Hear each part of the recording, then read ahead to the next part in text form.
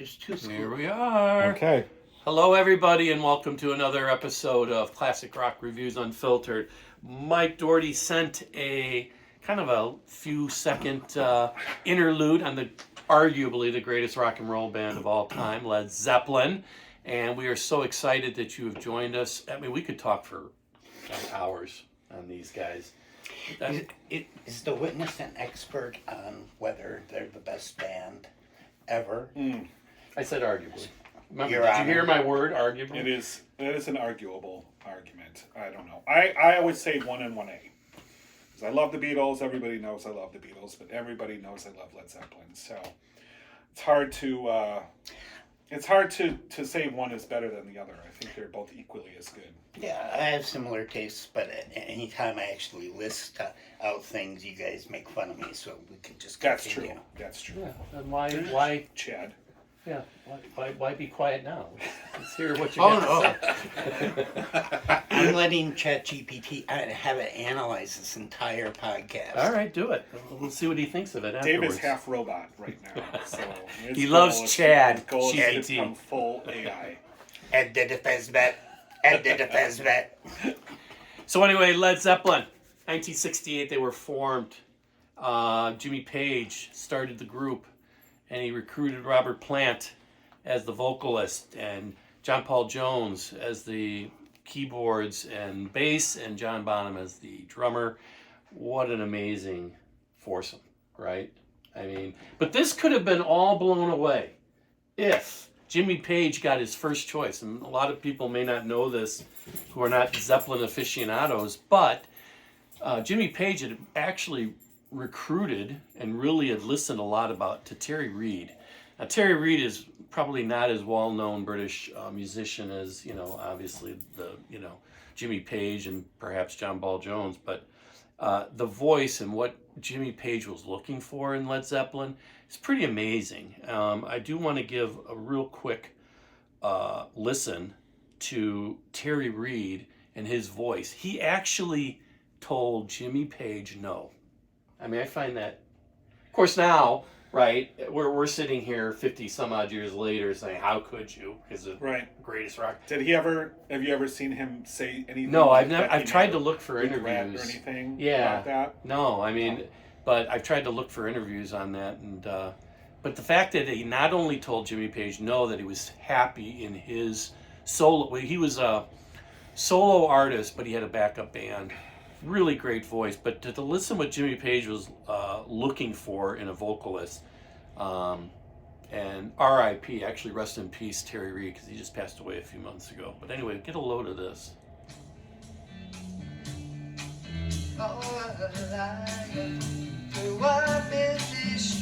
Just listen to the vocals. Is this Peter, Paul, and Mary?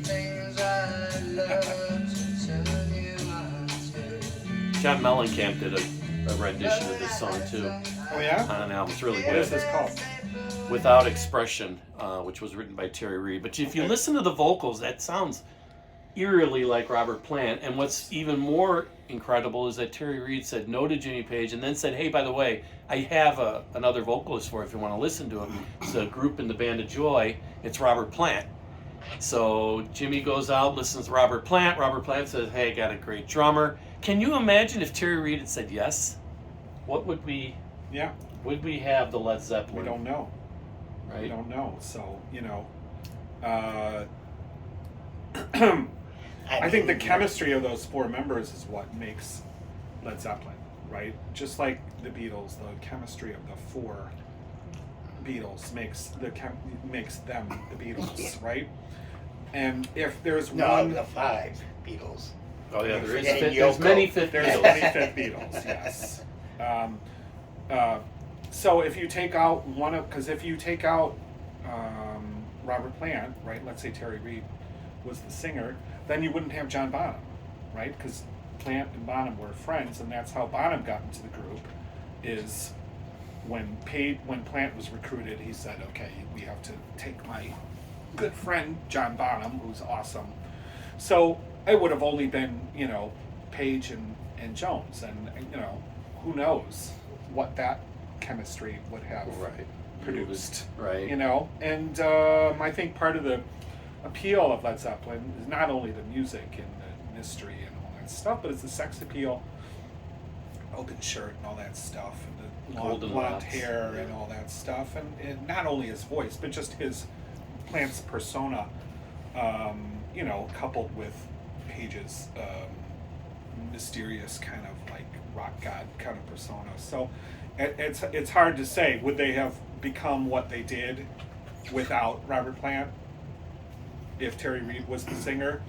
Who Hard to knows? say. I don't know. Yeah, I mean- we will never know, of course. Right, But but it's an it- interesting question, you know. So in looking into some of the history of when the band started, it's like, you know, came across some interesting stories of like how they used to record, you know, in hotel rooms with a cassette player, you know, on the floor, and how they and they had to have a dynamic. They all four were in there, Right. and you know, and the other three were watching TV while the, you know, I forget which one I was setting up the configuration to give it a try, but Mhm.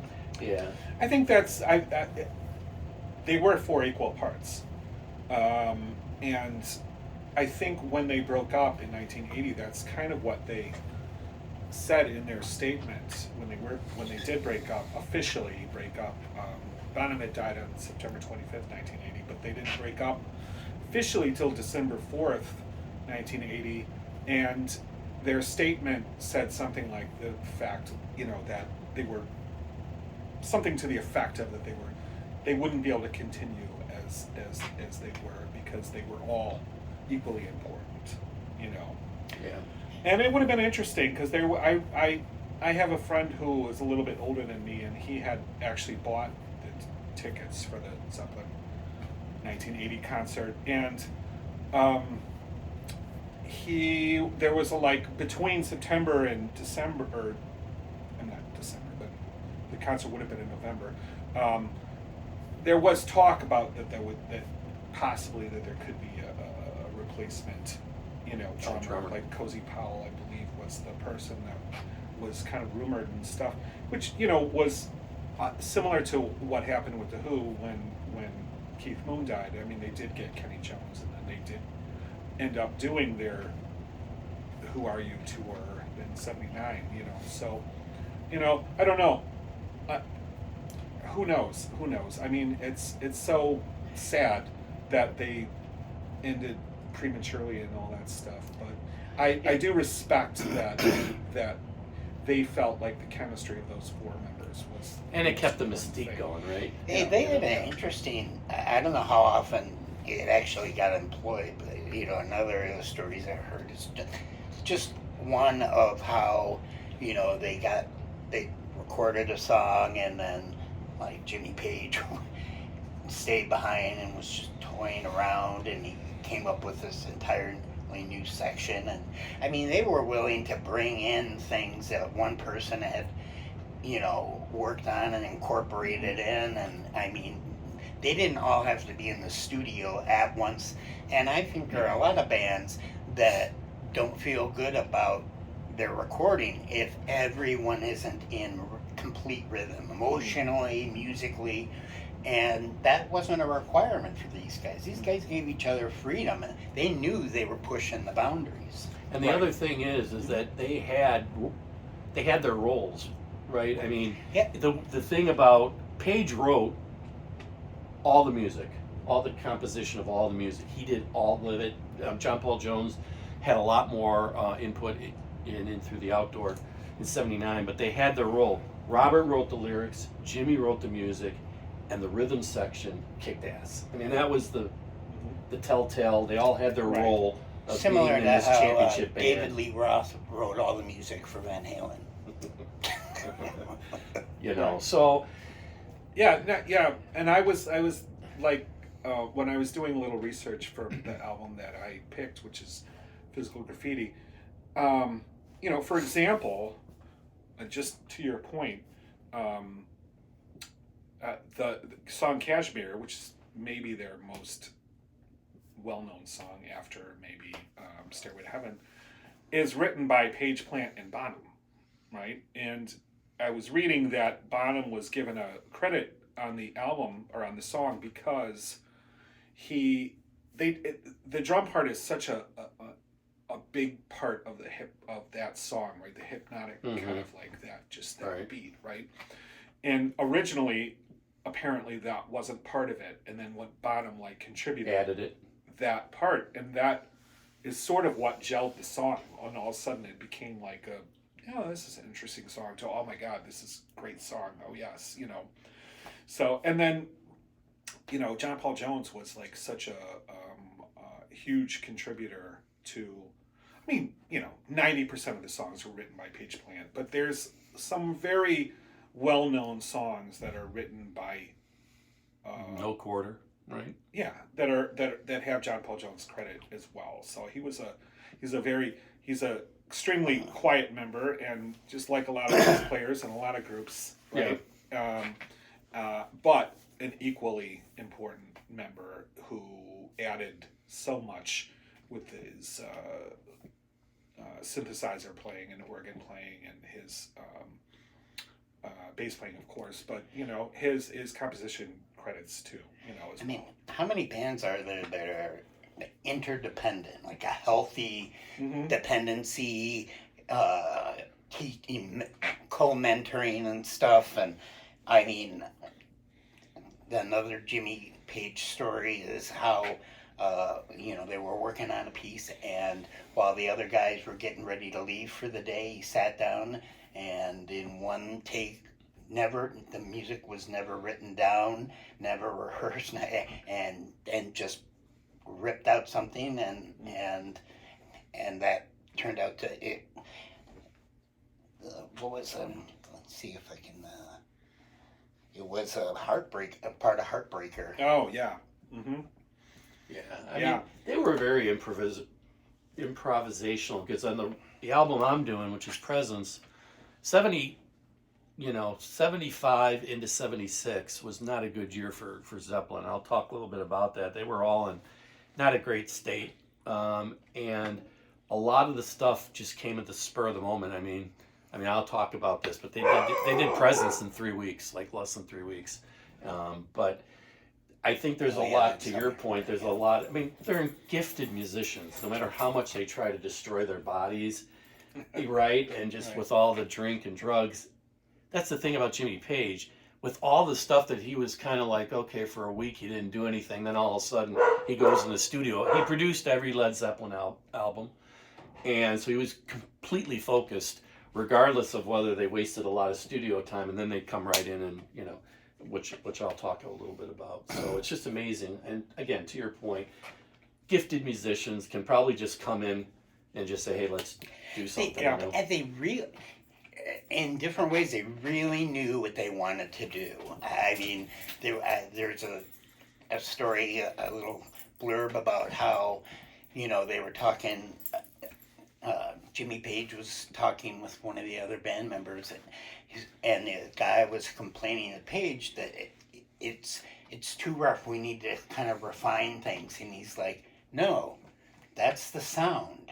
That's what we're going for." Right. And I've heard that every of my favorite artists that I've heard comment on that particular kind of thing has always said that, no, don't go for perfection. It ruins the process. You get caught up in perfection of the process instead of the music. And Paul Simon, Peter Gabriel. The feeling. Yep. Yeah. They're looking for something. They got it in their mind, and that's the thing about Pete Townsend on, the keyboards for Won't Get Fooled Again. People, you don't hear it when you're just listening to it, not real time, not looking for it, but then it's there. And it's like they lived with it. I mean, it was good enough. It was hard. I mean, I was like, how could someone play that? Right. It's the feel. Right. You know the feel when you hear it. Yeah. It was a visionary. And I think that's how many musicians are out there that don't get that? They want to do their vision or something, it's a relationship, the music and them, and the goals of the people around them. And Well, he was very goal oriented. I mean, he's a session player for a long time. Then when he was in the Yardbirds, I mean, it's, Yardbirds had Page and Beck together. I don't know, was it Clapton and Beck before that? No, it was just Clapton. Just Clapton and then Beck and then Beck, Page. and then Page and Beck were Imagine. together for a little while, and then just Page. Three of the arguably top 10 guitarists in the same yeah, I was wondering, band. Now maybe not playing together. how do they filter up like that? Because it's like there's other examples of bands that have, and then people kind of, or there's cultures. Hey, it happens in Hollywood too with like actors. They all kind of find their own little tribes he knew what he wanted. They gravitate towards each other. I don't know. Yeah, I That's a good think it question. is kind of a gravity. Yeah. I mean, it would have to be. They are. You cannot. I don't see how you could be a musician without trusting heart and soul your instincts and your feelings, and so it has. He had been a really accomplished musician since a teenager, and so he knew what he wanted after the Yardbirds. So he wanted his band, he wanted his sound, he wanted the voice, he wanted the name. He wanted to call them the New Yardbirds. Wasn't that their name for? That's what they started. Well, there was a contractual thing. There was some dates that the Yardbirds had to finish, but they had broken up, right? And so Peter Grant was the Yardbirds manager as well, not for the entire time, but he became their manager. And Page and Peter Grant had hit it off, and they kind of shared the same vision. So I guess what Page, something to the effect of, he said, okay, I'll take the Yardbirds name. You guys have decided you don't want to be the Yardbirds anymore. I'm the Yardbirds now, right? So it was like the New Yardbirds is how they started that tour, or finished the Yardbirds tour, right? They were the New Yardbirds, and then, so it was the four Led Zeppelin members, and then they went into the studio, and who knows if the story about the name of Led Zeppelin with Lead Balloon, who knows if that's true or not, but then they became More under the name Led Zeppelin. Yeah. Okay. So Yeah. I mean, you got the Yardbirds, then the New Yardbirds. I pity the band that wants to be the next generation, the newer Yardbirds. And it's like, yeah, They always do that, right? I mean, they always try to come up with a name that has the name in the it. whole East Coast is new. New every city in London. Well, well, before we go through the albums, which I think is crucial to go through those, and then we'll go through our three. But the fact that these guys are still as popular as ever, right? I mean, how many generations? We got the baby boomers, we got X, we got Y, Z, Alpha, Beta, Millennials. I mean, you name it. I mean, it's just they're still like so influential. And but all of it, including the Who, which is no secret to most my favorite band. They just had this way of like. I forgot what I was gonna say. What did you say right before that? You put me on the spot, Dave. Yeah, I know. I felt like No, No, you're just talking they- about Yardbirds, New they- Yardbirds, old Yardbirds. I think probably where you were No. going is they have a certain something, right? And you don't exactly know. It's just like the Beatles. It's like they had everything, right? It was the timing, it was the looks, it was of course the music, it was the songs, everything. They had the whole package, right? Zeppelin was the same way.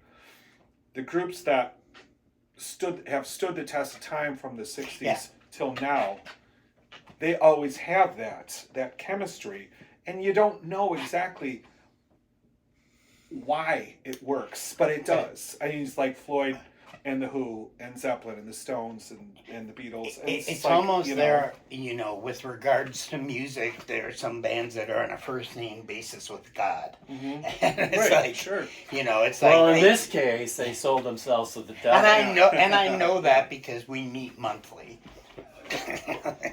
Yeah. Yes, the satanic worshippers. Yes. Oh, I thought it was the satire worshippers.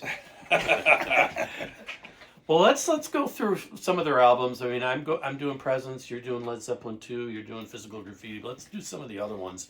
I got to say that I brought some of my props. I mean, Mike has 99 and 9/10% of the props, but I got a couple of props. I got the original, it's not original, but Led Zeppelin 1, the 69 debut album. It's amazing. Starts out with Good Times, Bad Times, just from there.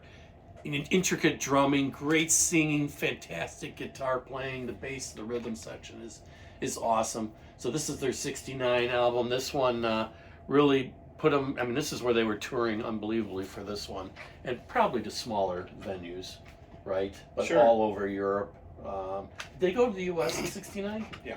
Yeah. They had like 3 tours in '69. Yeah. So they were playing. I mean, back in those days, I mean, the only groups that were playing like stadiums was the Beatles, right? So they're playing clubs. Yeah, they must have been, because I noticed they had, like, during that period, if you looked at it, there were some statistics, and it was like, wait a second, there's 3 times the performances of every location than the locations that they've been at. Right. I So mean, they're like doing it all day. Right. So they were doing, I mean, a famous concert that they played early on that first tour was the Boston Tea Party, I think it was called. And guess Aerosmith was supposedly there, like Steven yeah? Tyler was at that Okay. when they were in Boston. Okay. He said that on the speech at the Rock and Roll Hall of Fame. So then they would play like, places like Fillmore East in New York and Fillmore West in San Francisco, and in Chicago they would play like the Chicago Amphitheater And things like that. weddings. So these were like theaters and clubs, I suppose, but theaters, probably 3,000 to 5,000, probably 3,000 seaters. What's that one in Denmark where he introduces everybody and it's to Dazed and Confused, or no, not Dazed and Confused. You shook me. Bum ba dum bum. Bum bum bum. How many more times? How many more times? When he introduces everybody. But here's their first they're like song. They're like on bleachers, right? Yeah. As kids. Yeah, right? yeah. It's awesome. Yeah. Here's not that one. Just great drumming coming up.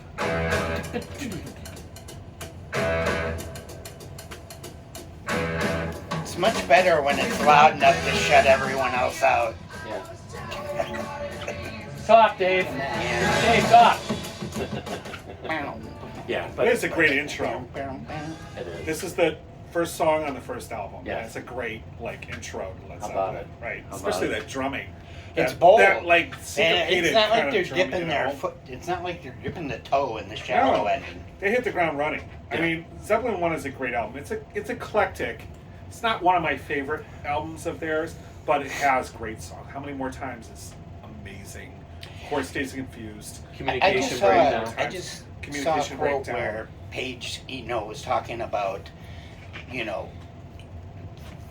the production that they did for Led Zeppelin 2, which I was going to just mention this, but they recorded that album in like all over the world, Vancouver, Wales, Los Angeles, various cities in Germany, and on this tour. Right. They recorded it on their touring. While they were doing the three days or whatever. Exactly. The average I mean, was. all throughout the United States and everything. Like, every time they would go to a city or whatever, they would go into that studio and record something. And so it's like that whole album was done. And it's amazing how. Well, I mean, you're going to do Led Zeppelin too, but it's amazing how homogeneous Led Zeppelin 2 is, considering the fact that was parts and songs were recorded all over the United States and all over the world. Mean, that's, right? That's amazing. Yeah. To me, that and who is the architect of that? Because in computers, all we do is integrate things together, but everyone can have every integration can have its own rules, its own faults, its own, and it's like who? Yeah. Well, I mean, I keeps the machine suppose running? that's part of Page's expertise. He had a vision, but it's weird though, because like you hear sometimes when you like I do, you watch a lot of like interviews and podcasts with different producers like George Martin or Glyn Johns, and it's like every recording desk is different. It has different sounds and all that stuff, So if you're recording all these different songs and parts all over the country and all over the world, it's pretty amazing that it is so cohesive, Right. Yeah, it is. I have one quick little story, personal story. So one of the songs on it is Communication Breakdown. And so my brother, Tom, loved Led Zeppelin. And, he worked at a pizza joint. He worked like till 2 a.m. in the morning. So when he came home at 2 a.m., it was time to put the music on and make 3 sandwiches and come downstairs. Now you're probably like, well, Mike, you're like 11 years younger than Tom. How do you know this? Well, I didn't have a door when I was younger, and I may have mentioned this before in a previous podcast. So, when he came downstairs, I heard him, and I'd kind of wake up, and I'd see him kind of juggling like 3 sandwiches and maybe a beer. I don't know, Tom. But anyway, he'd go in the room, and then all of a sudden, you would hear, and I swear to God, at 2 a.m.,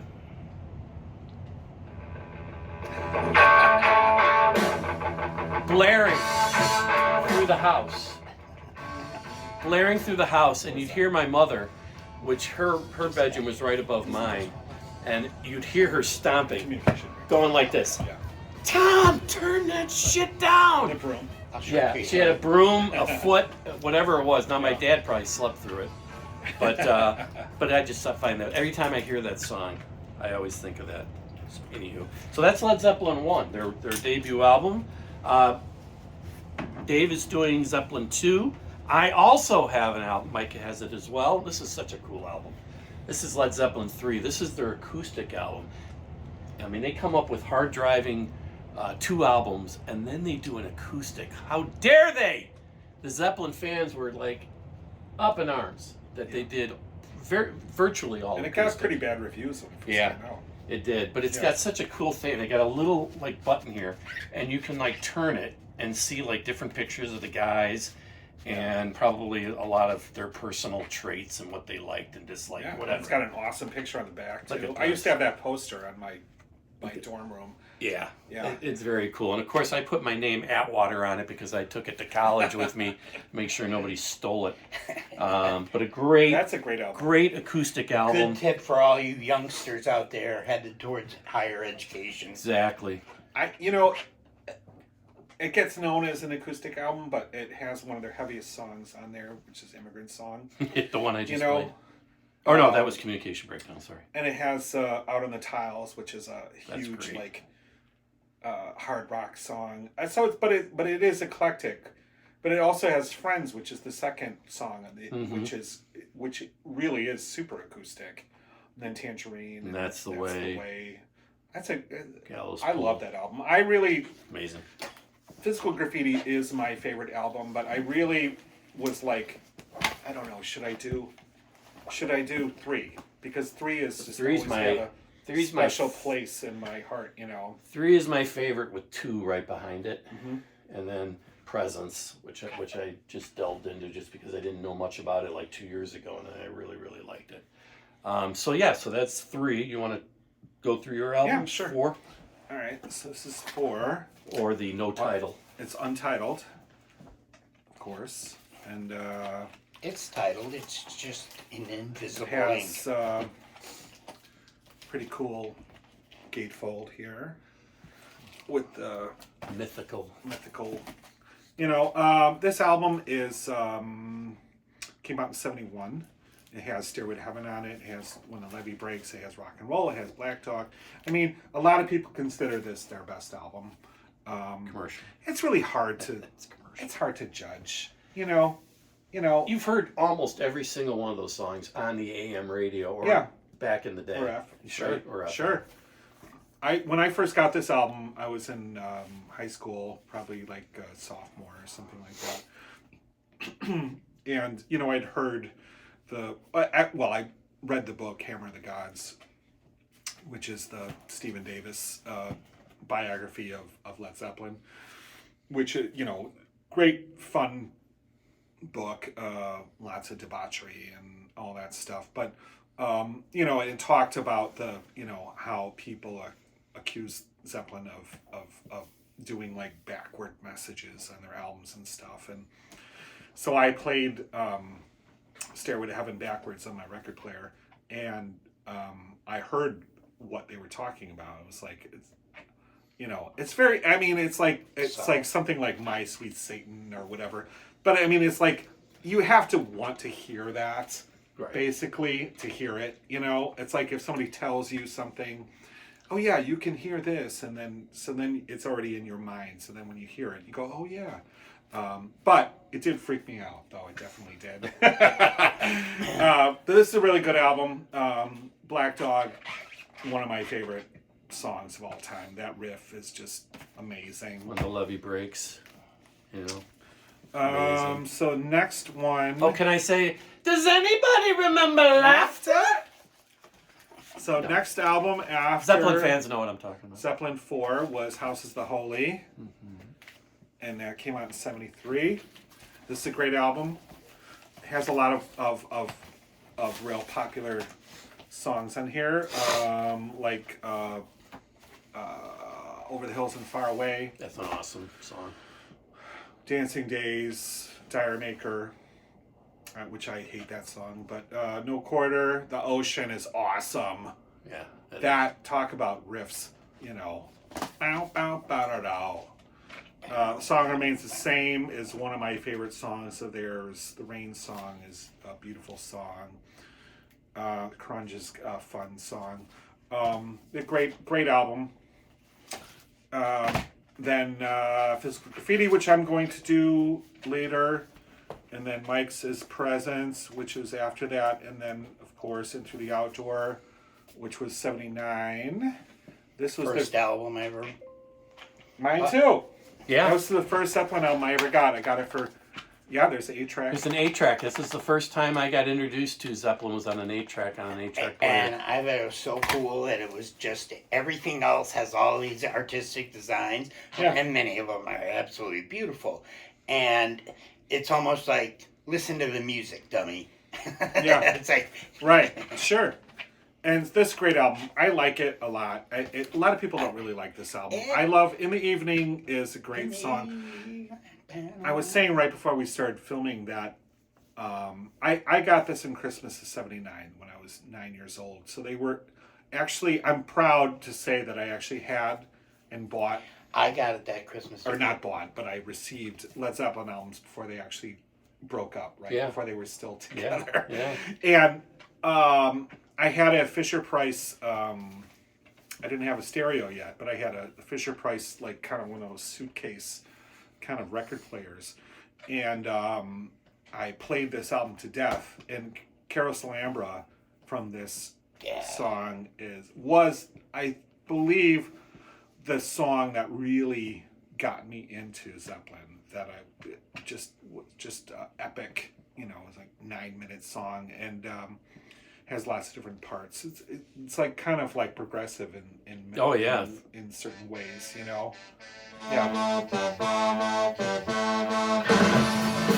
Yeah, it's a great song. It is a great song.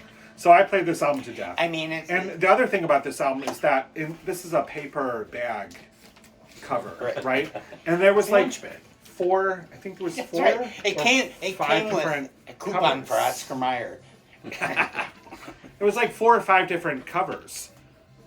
With the scene. The stamp or the... No, there was like different scenes. I'm not going to open this album up. Worries. But there was different brown and white kind of like scenes all in a bar with the same characters. Like there was a guy at the bar with like a kind of like you were in a suit. speakeasy. Yeah, like a speakeasy, and there was sort of like a call girl or whatever, and then there was like a bartender. What a surprise! That bolsters my argument. There was like different pictures, like from different angles and all that stuff, and there was like 4 different ones, but you didn't know which one you were getting because they were all in this paper bag. So I'm not going to open this up, but Which of the girls you were getting, or? Yes, exactly. I- So, which is really cool. It's a cool album. It's not one of my favorite ones, but it holds a special place because it was my first one, and Carousel Alhambra is a great, amazing song. And I always loved In the Evening, and I loved I'm Gonna Crawl. some of the songs on this album I don't really like that much, like "Sup on Suarez" and "Hot Dog," but it's a good album and it's sentimental for me. It's a good, yeah. I, If he did half albums, there'd be plenty Yeah. of material. Right. And then the last one, so this came out in 79 in Through the Outdoor, and then Bonham died in September 25th, 1980. This was an outtakes sort of album, Collection of coda. It's a compilation. collection of Rejects. of unreleased Of all his songs. mess ups. Unreleased songs. This came out in 82. It's I like it a lot actually, and it has this really really neat gatefold with all these great pictures and everything. But there's some really good songs on here. Yeah, We're I Gonna like this Groove, one. Yeah, Poor that's the one. Tom, Walter's Walk, Ozone. I mean, it's good. It's actually very good. It's not to say outtakes is sort of like diminishing what it is. Actually, these are unreleased songs. So the only song on here that is a duplicate is it's like a different version of "I Can't Quit You, Baby," but everything else was unreleased, and it's actually very good. It's it's kind of there's a song called Bonzo's Mantra on here, which is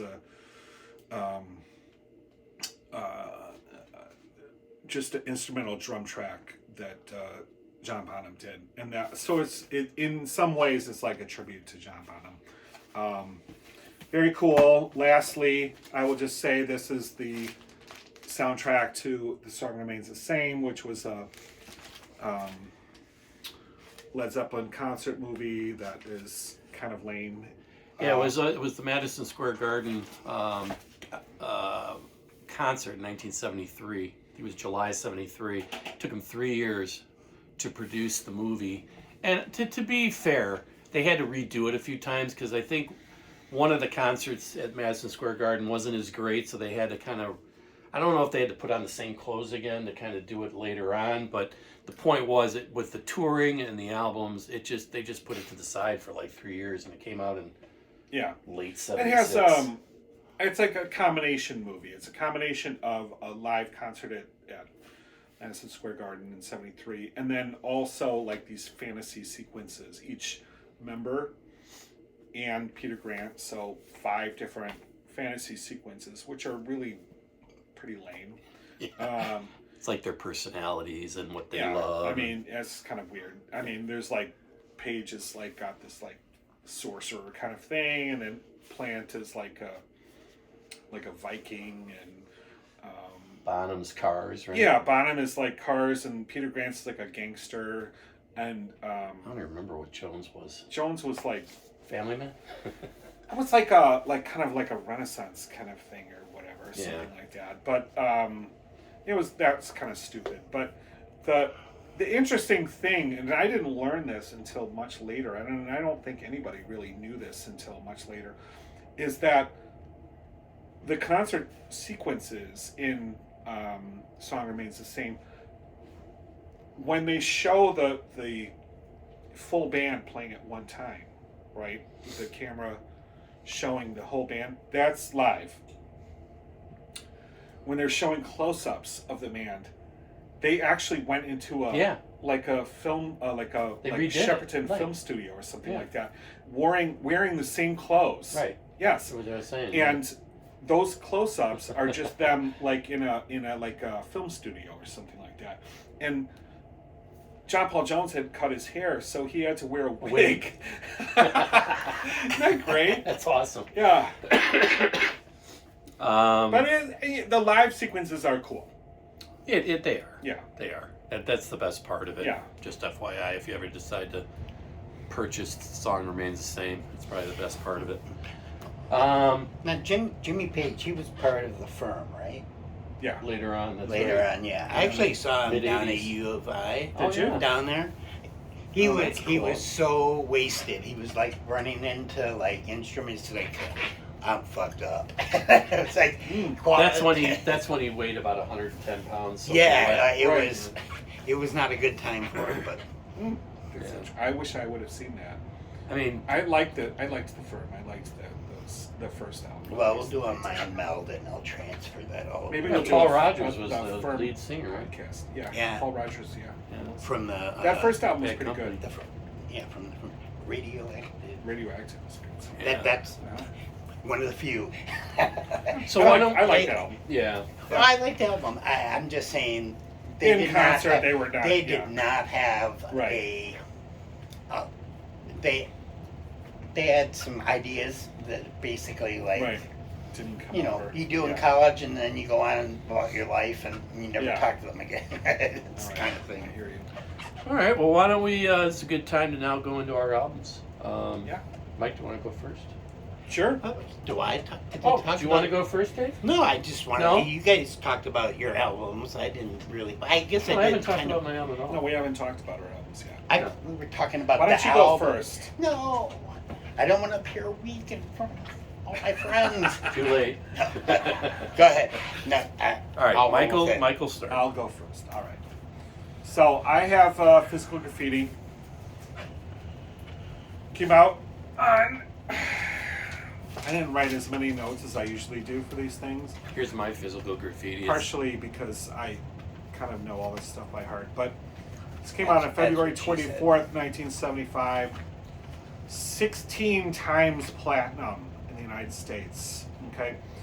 Now, one thing to know about how the RCAA or RIAA, whatever it's called, Record Industry Association or whatever it's called, they classify, if it's a double album, it doubles it. Okay. So, So automatically. 500 is already is a million, doesn't it? Yes. It's like Oh, Yes. nominal. So from they like sold a gold platinum. right. kind So of they, thing? Yeah, they okay. yes, exactly. So if The it was like amount a of single plastic album, sold. let's say it was a double album that sold 250,000 copies, then it becomes 500. gold because it's 500,000. Yeah. So it sold 8 million copies in the U.S. So, but 4 million. Now wait, if Six- they only record, if they only put music on one side of each of the two albums, then how do they count it? that is a really good question. All right. Let me get back to you on that one. We'll answer that question next podcast. So it was officially 16 times platinum in the United States because it's a double album. So this was the first album that was released on Swan Song, which is the record label that they started, which had they started in Things, '74. Yes, Bad Company and the Pretty Things and Maggie Bell and a couple other groups. Mostly it was like a vanity label for them. It was still distributed by Atlantic. It had, what I was reading is that they recorded 8 songs for Physical Graffiti and was longer than, the songs were longer than what would fit onto two sides, right? It was like almost 3 sides. So they decided then, rather than not put some of those songs in the album, they decided to make it a double album. They took songs going back as far as 1970 to fill out the rest of the album. When I say fill out the rest of the album, that might make it seem like it's a Filler. filler. Yeah. It's like, we'll just throw these on here. But in my opinion, there's only one weak track on this album. It's Boogie with Stu. But to me, this album from start to finish, other than Boogie with Stu, is like the most classic album of many, of anybody, really. Of any. I'm really excited to find out how you picked 4 out of this Oh, album. it was How long difficult. would take? Yeah. It was very difficult. Yeah. I'm not going to go over like honorable mentions or anything like that. But I'm just going to say what my 4 are. But just know that I could have picked 12 songs to be in the top 4. Yeah. So many believe that this album was their creative zenith. Their the top of what they were able to produce in their career. Great album. I love it. It's amazing. It's got a really cool cover. This is a real apartment building in New York. It's still there. And In fact, a fun fact here, if you ever have seen the video for Waiting on a Friend by the Rolling Stones, where, I love that video. yeah, where I think it's like, I don't know who's walking down the street. Is it Keith Richards or is it Mick Jagger? Mick Jagger. So Mick Jagger's walking down the street, and then like down this New York street, and then comes upon Mick Jagger or Keith Richards sitting on this front stoop, right? Well, this is the front stoop, right? This is the album. This is the building, and it's still there. It's a very famous building, and it has like these are all little cutout windows, and in the two inner sleeves, it has different pictures of like the band and the different movie stars and stuff, and so it's really neat. It's cool. It delayed. I read that it delayed the album coming out because they were having a real hard time producing the cutouts and all that stuff. So without further ado, I'm going to get into my 4 favorite songs from this amazing album, and my number 4 is In My Time of Dying. Ooh, interesting. All right.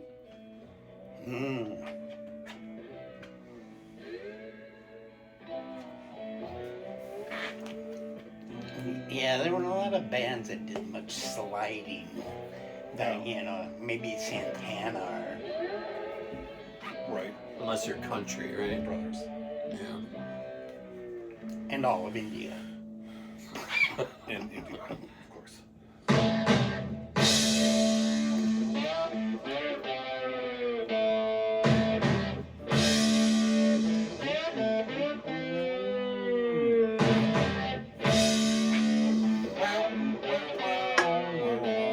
Here? Yeah.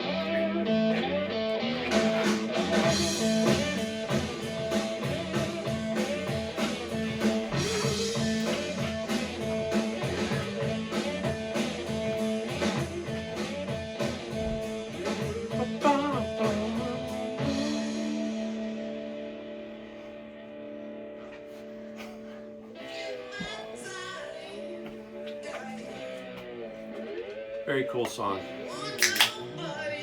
It's awesome. Cool. Great song. My number 3. You're number 3. Can you guess? Well, let me look at my top All right. 4. I'm not gonna obviously I'm not gonna tell you mine yet. All right, I am gonna say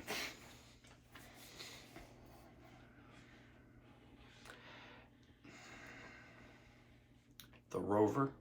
The Rover. It is. It is The All Rover. right, it is The Rover. So you know me. I knew you'd know it.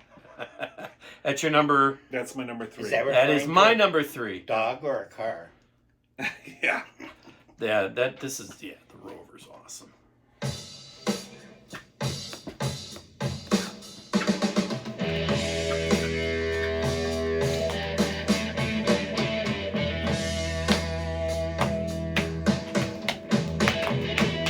I mean, I wish we could play all these songs in their entirety, but our podcast would be 6 hours long, you know? But it deserves it, you know?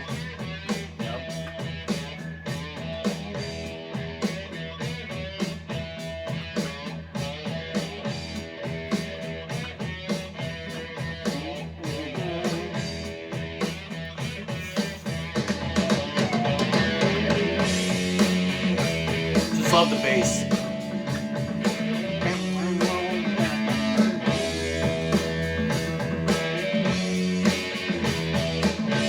Yeah, that's awesome.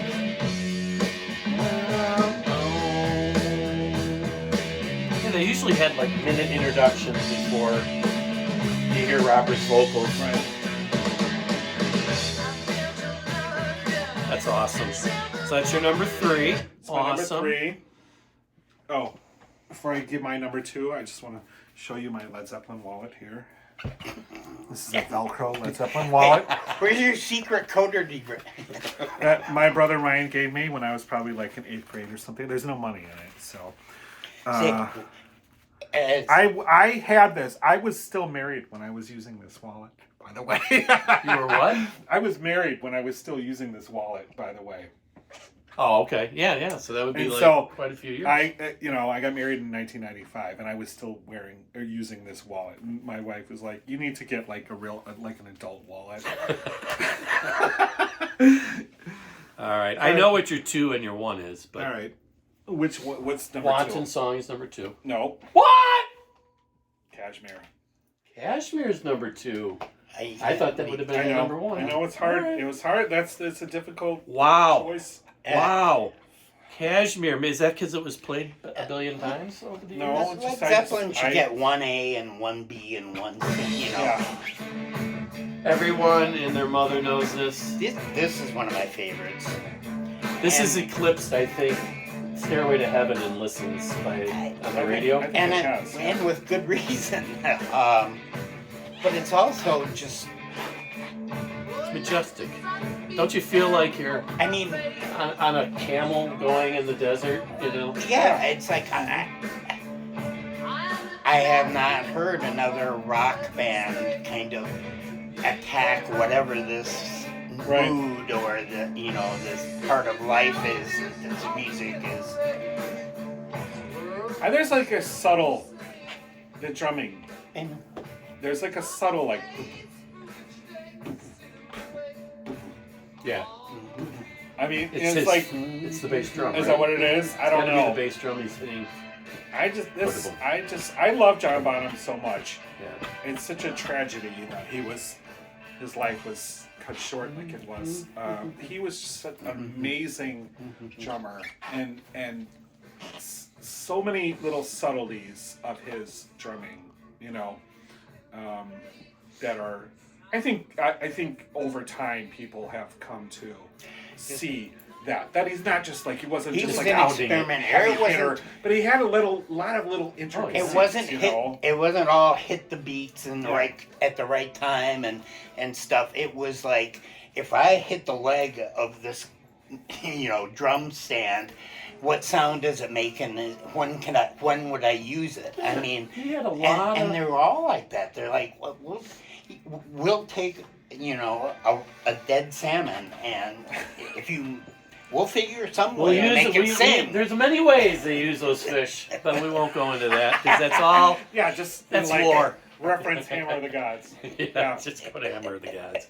All right, So my that's number awesome. one Your number 1 is is the the Wanton Wanton song. song. Oh, listen to this. Wait, you have to start over. Start it over. It just goes right in. Sometimes we get bitchy.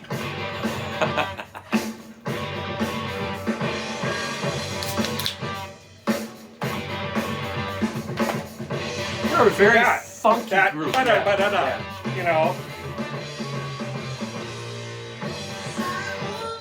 They don't get credit. I mean, they do get credit. I mean, they were very funky. They had a groove to them. This album Yeah. and Presence, you know, I think more so Funky. Presence, yes. it's just a funky groove. It wasn't just heavy metal or not Yeah. heavy metal, just heavy, hard rock. They did the genres.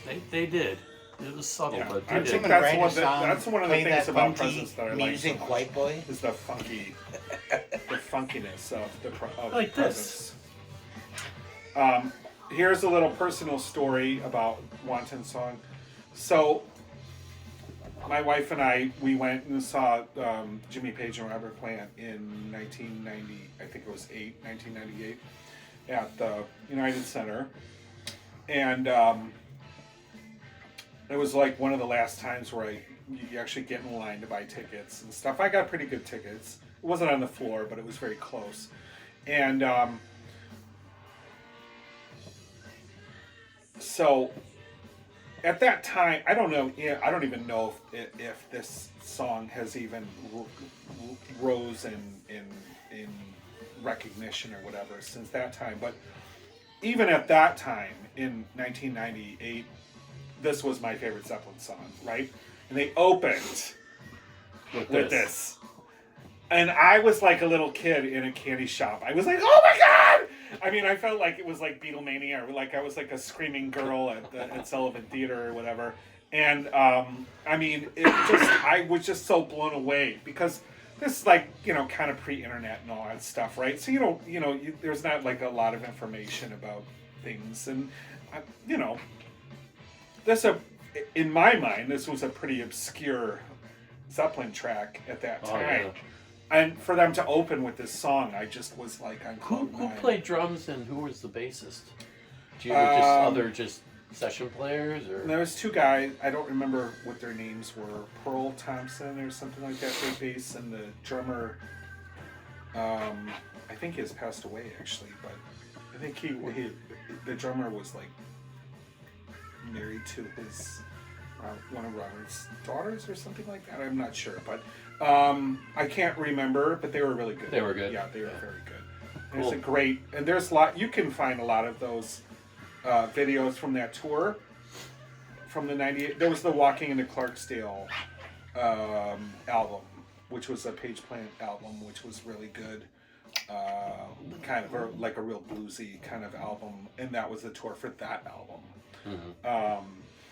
It was a really good band. And there's lots of videos that you can find on YouTube of them. Yeah, I'll those have four to guys see that. playing together. Yeah, it was great. Page was like you could tell that he was in much better shape than he had been. He had weight in the '80s, in the late '70s, where he was like kind of strung out, and at Live Aid, I mean, he was in bad shape and all that stuff. But he was in full, just great shape and just amazing, And the Bulls had just won a championship at that time, and for their encore, Jimmy Page came out in a Bulls jersey. Oh, that's cool. Yeah, it was cool. In a 23 Bulls jersey, or? I don't know. I don't remember. If it was their 23. first it probably championship, was, but I don't it's remember probably, that. I don't know. Well, Yeah. it was No, it probably would've been one of their six. last their, ones. the last one? Yeah, Yeah. that's cool.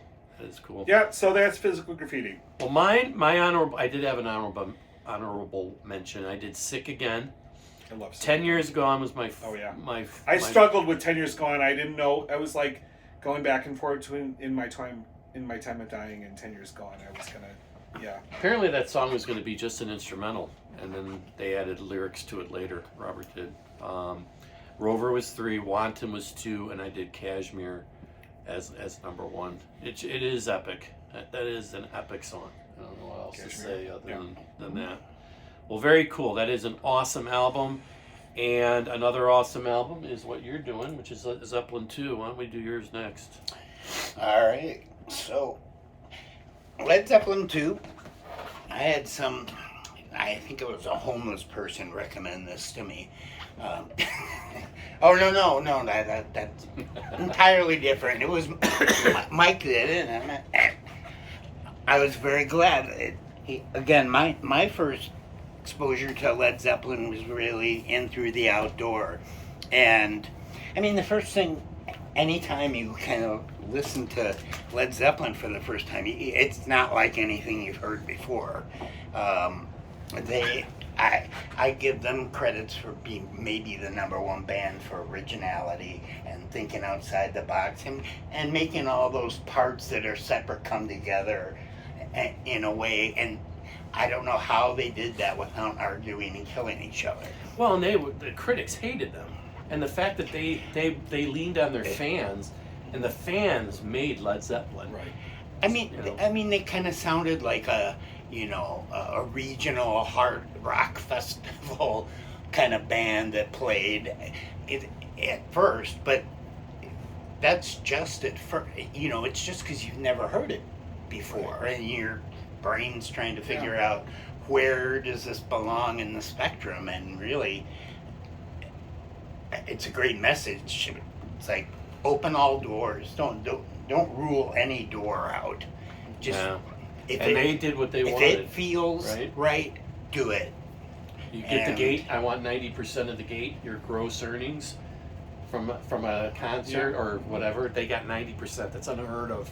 Right? Yeah. To get something like that. And they probably didn't care if they said no, and they would walk away. I mean, that's the most powerful kind of. And they were doing 50,000, right? I mean, are they the first band that had the large, because they went to the Kingdom, right? Is that when they had the largest, or was it Tampa? Or? I think it was the Tampa Stadium concert at the time was like the largest.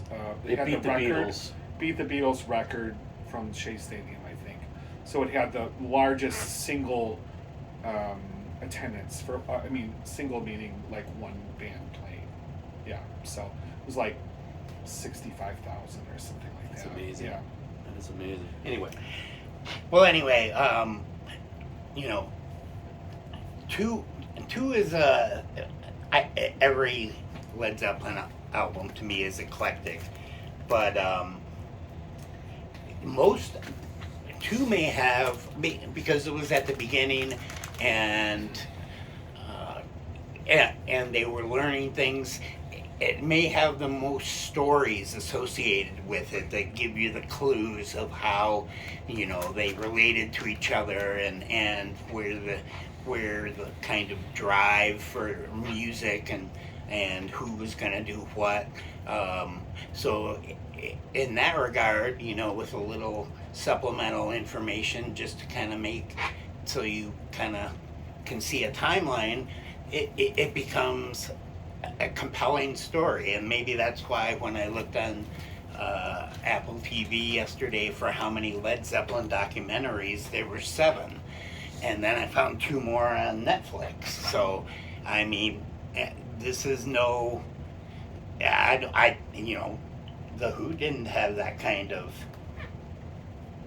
presence they're interesting in their own right, but these guys were like, keep up. Mm-hmm. And I think in the 70s, I think Zeppelin and the Who were equally kind of like the powerhouses, like the biggest bands in the world, and especially from a live perspective. Mm-hmm. The Who never sold the kind of albums, copies that Zeppelin did, right?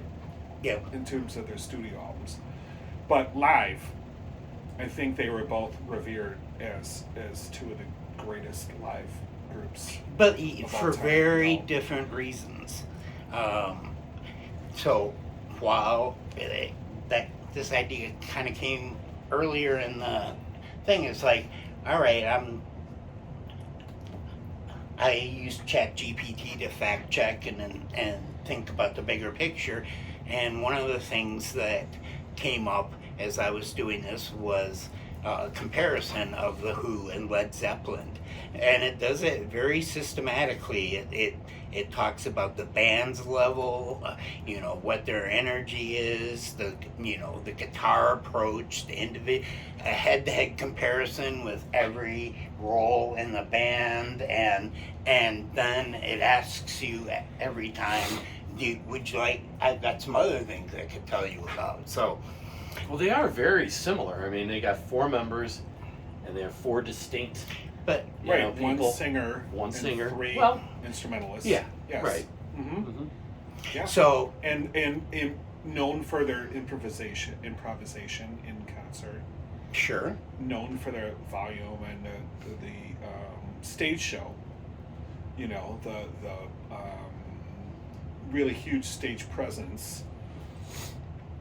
Well, I think just to give you an example, there's a section on the guitar approach of each band, and it's Jimmy Page, intricate layering, acoustic plus electric, blues phrasing, slide guitar, Eastern modes, experimental production, bowing, tape tricks, and kind of some of his signature things. And then at the same level, Pete Townsend, rhythm guitar as the lead instrument, which was an innovation at the time. Power chords, windmill strikes, violent percussive strumming, sparse overdub songs that often built on live energy, and guitar creates motion, not just riffs. Mm-hmm. And that's true. He did. He was building momentum with his songs, and that's all.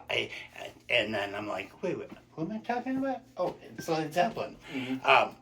But you No, know, that's you true. take, That's true. It's a different approach to guitar. I mean, Pete Townsend's more of a rhythm guitar player than a lead but guitar. the Yeah. sphere of their influence on music is up there with the Stones and U2, and I mean, maybe a little less U2. No, I mean, they're I agree. close. I love the Who. The Who are one of my favorite bands of all time, and But it was I like, have a million Who videos that I watch all the time. There's just because the their stage presence that yeah. they had is just Amazing. was so well, incredible. they both have a really. They did. I They mean, did.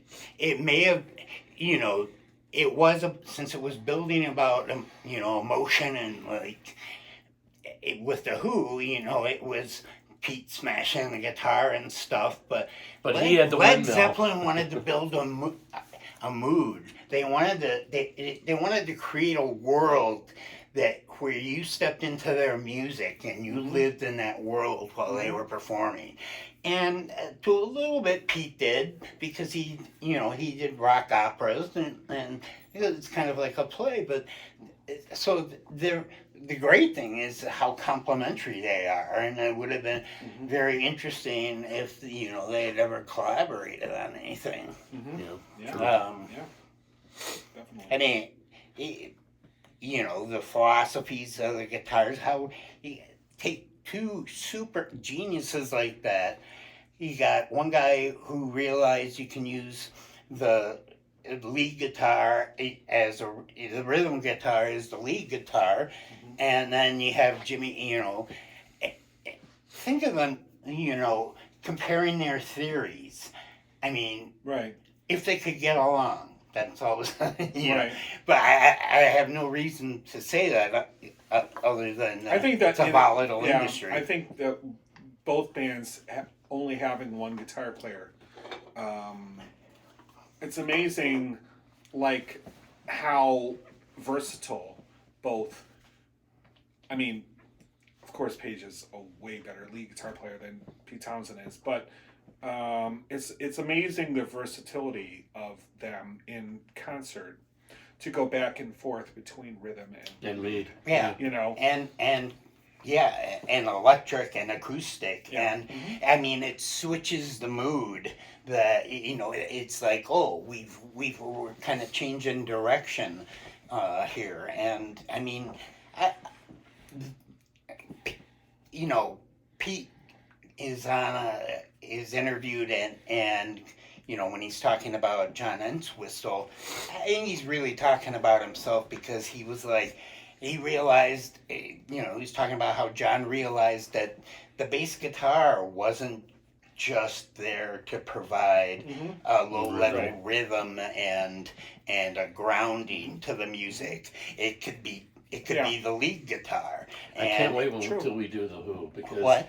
Oh yeah. I can't wait till we do the Who. I mean, Yeah. we're talking about Zeppelin. We are doing a little bit of a segue from the A little to the Who. segue, but your fact between John Paul Jones and Entwistle used the bass as a lead guitar. Yeah. Because he was actually he was a a lead guitarist. guitarist. Yeah. And they made him play bass, but you know it's incredible how there are a lot of similarities between the Who and Zeppelin, and a lot of differences as well, but they both work equally.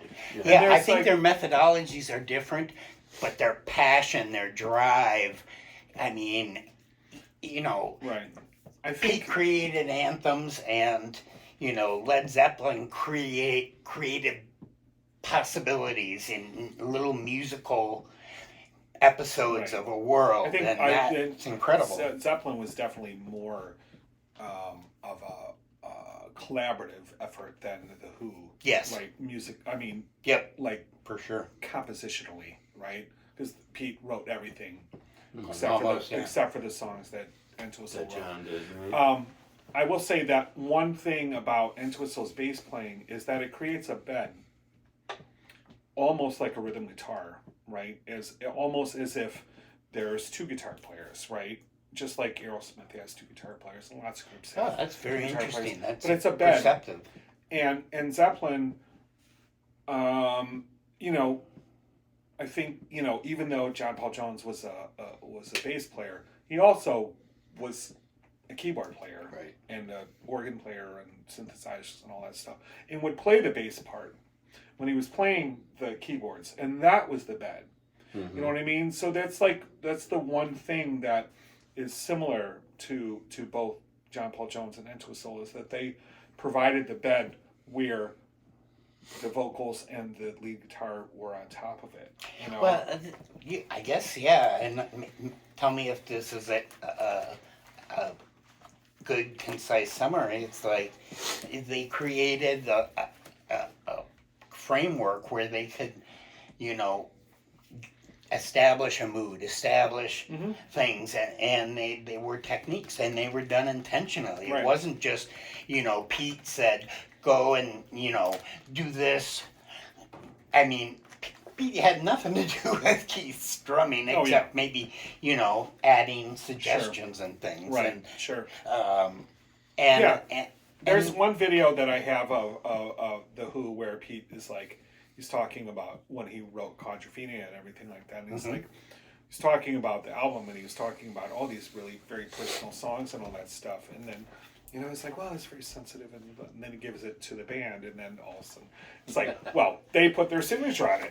They put saw their that. wild vocals on it, and their like very booming bass on it, and their crazy drums on it, and it becomes something different, right? As if Pete had recorded. And again, this is not the Who podcast, but Right. if Pete had becoming the Who if Well, Pete had okay, it if is Pete the- had recorded those songs as a solo artist, they would have been much calmer and more introspective than when the Who took a hold of it and put their Right. Signature stamp on on it. it. Yeah. You know? Right.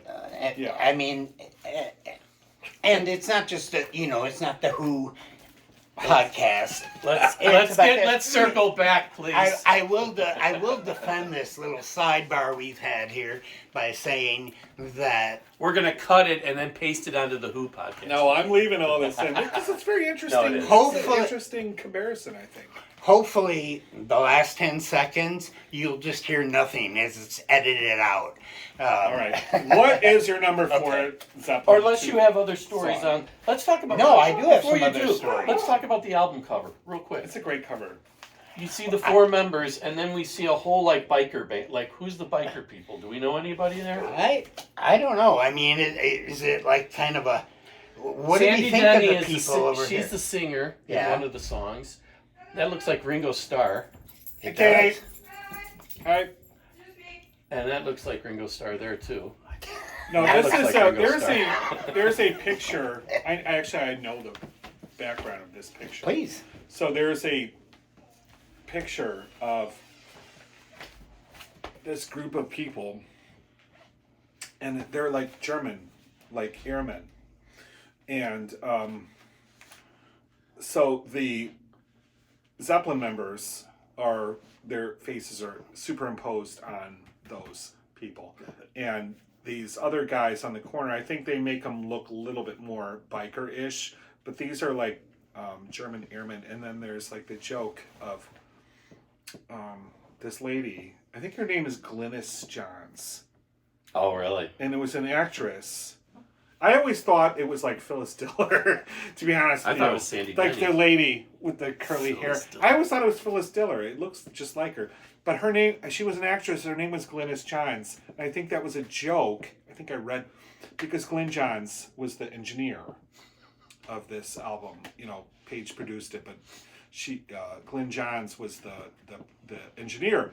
And so it was a joke that it's a Glynis Johns. She was like a British actress or something like that. So anyway, I believe Yeah. that that's the story of that. Well, I mean, it's insane how quickly this thing came together, and we talked about all the different moving parts and stuff. But you know, they were playing some, you know, 2 times a day and across multiple continents. Yet they made an album that hit #1 while they were doing that, and knocked the Beatles off the charts, which was not easy to do, and really, if not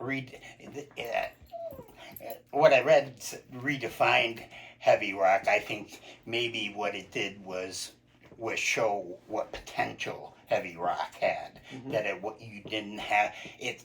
It was very formulaic at the time before Led Zeppelin kind of did it.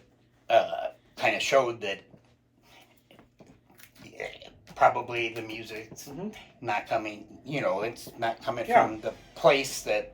I think you're right. I think you're right about that. I think that there were some super heavy rock groups at that time, like Iron Butterfly or were they more? They were and more Purple progressive was at a that little time. bit after this, but like Vanilla Fudge was another super heavy rock group, and I think that and Cream, of course, Cream is like Cream is like in my opinion the originator of heavy rock, but.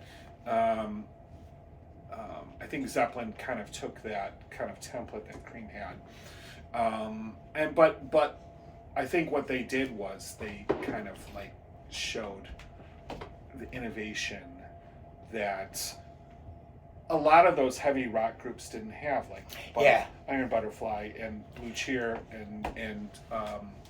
And maybe Steppenwolf musicianship or whatever, just not you the know. level of musicianship that Led Zeppelin had. I mean, Zeppelin ran the gamut of styles of music, of folk and super heavy music and blues and Like the Mozart, I mean, they just In I mean, they were innovators. they were, and they still are iconic. Yeah. And so, other than the songs that I picked, the thing I'll sum this up quickly. It's like what impressed the hell out of me is I don't know what kind of drive it takes to allow yourself to deal with 3 core co-op artists and all the support people around while you're touring. And during that time, it was, I mean, they're in transit all the time. It's They're like the recording Beatles. on Yeah, planes. it's They're like the Beatles. Hotel rooms. hotel rooms, and with improvised solos and, as you were saying before, mismatched studios and slight little audio things, and they didn't care. I mean, it's not like there was someone saying, "Oh God, we suck because we can't do all this stuff." It's like, no, they knew what they had and their ability, and they knew they were creating a new frontier in hard rock, and whether or not it redefined it, it didn't ignore it. It used it, but it showed it. It definitely redefined what heavy music It was. gave you the ability to see heavy rock being used for different perspectives. I mean, it wasn't just anger, hate, energy. I mean, it was Right. It's raw emotion. Right. And yeah, absolutely. And Jimmy Page had that vision, and he was very steadfast in going forward with that. Which is probably true of most of the bands that we all kind of Right, share an sure. affinity for, is that there's someone who has a vision that has been thought of and tried and tested and refined, and it changes the area of what that music is. Right. Well, let's go into your top 4. Absolutely. All right.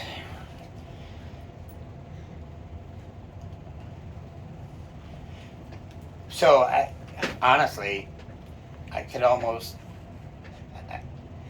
I'll take any comment anyone wants to give. I do every combination of the order of the 4, and not care what anyone said. Oh no, because I won't be able to say, oh my God, you took those 4. I mean, this is my 1A. I mean, 2 and 3 are like 1 and 1A for me. So, yeah, it doesn't matter what your 4 are. What's your number 4? You're looking as I'm almost there.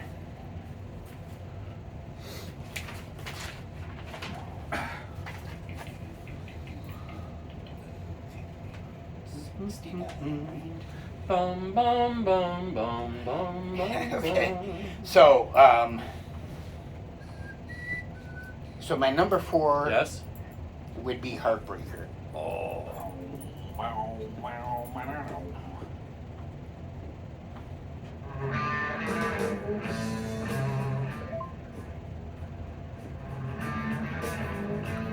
My opinion. This is just my opinion. Greatest solo that Page has Great in solo. his catalog. Why it goes into the next song so quickly Oh, yeah. is killer. It's like, oh, I know, it's it so- kills it. I'm sorry, so it's not lame. killer. It's lame. Now, what he is, while this is going on a little bit, there's mention, it's not widespread, but like, some people really think like the Lemon song on this album is something extraordinary, and I didn't really, I just wondered if, It's a great song. I think it's fantastic. because it's not, I mean, I don't think it's well known to even though there's a lot of Led Zeppelin fans. So, anyway, That's a great my Wait. number 3 is Before you Whole do, Lot- before you do. Oh, sure. Let's go to the art. What are you doing? So, now you just passed this on.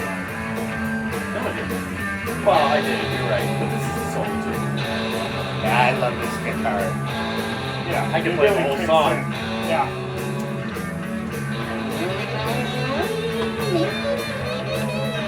I love this solo on this song,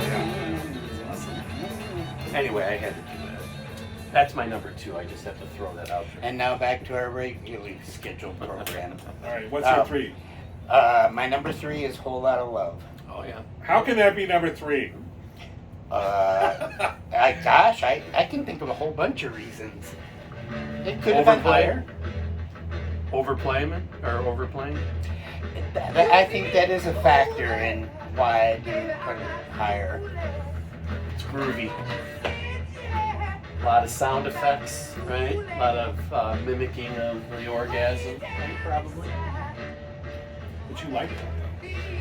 Yeah, it was like, I mean, there's that joke. It's like, what's this? Aww, aww, aww.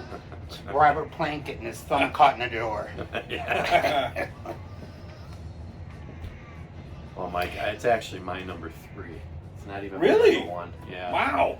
Heartbreaker's number 2. You know what my number 1 is. Come on. Comedy. Do I? Oh, we'll get. This is. Because I have a whole lot of love as number 1. So. That's you. That's you. You do you. You do you. I do me. Yeah, Well- after we're done with Dave's, after top we're done then we'll say what our with- top 4 is. Yeah, because I'm Oh, interested. my time's I have expired. no idea what your number 1 is. My time's expired. No, it hasn't. No, my time's gonna expire. No. No, go ahead. So that's All your right. number. So we're gonna talk about Number 2. Livin', Lovin', Made. Ooh, you really? Really? All right. Interesting. All Okay. All right. Like I said, I'm not Alimony, gonna say. alimony. I resonate to Ah. alimony, I alimony, got paying my bills. All right.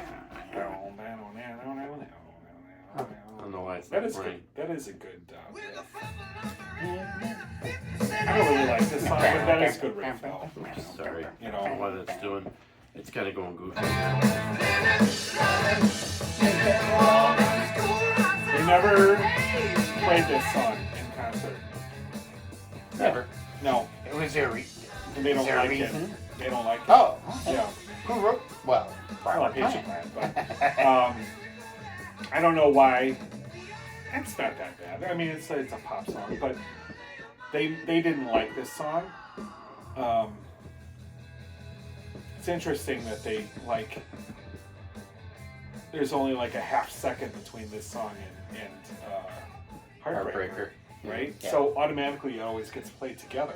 You're right, on yeah. the radio, you know. Well, I like and it's a great speaking riff.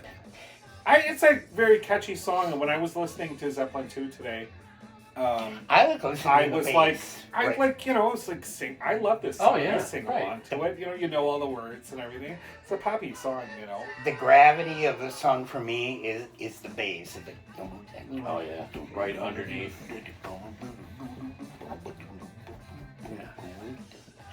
All right. So that brings me to my number one, which Yes. is not going to live up to its name, Heartbreaker. Didn't I? Did I? You already You did. did, you did Heartbreaker. Oh shit. If you wanted it again, I could totally understand it. I'd do Heartbreaker twice. That, which ones with this that I marked? Have we not listened to? This is it. Well, ramble This on. is Moby Dick, Lemon Song, Thank You, Love, What Is and Love, What Should Never Be. Heartbreaker, Live and Loving Maid, Ramble On, Bring It On Home. Oh, I know those are the star ones. Which one of those haven't we? We haven't Which ones? listened to Bring It On Home or Ramble On. Okay, number one, Ramble On. That's a Okay. good one. I'll take that. I'm one. not going to cut this out, by the way. You know why I'm not going to cut it out? Because it's really, really too fucking hard to edit.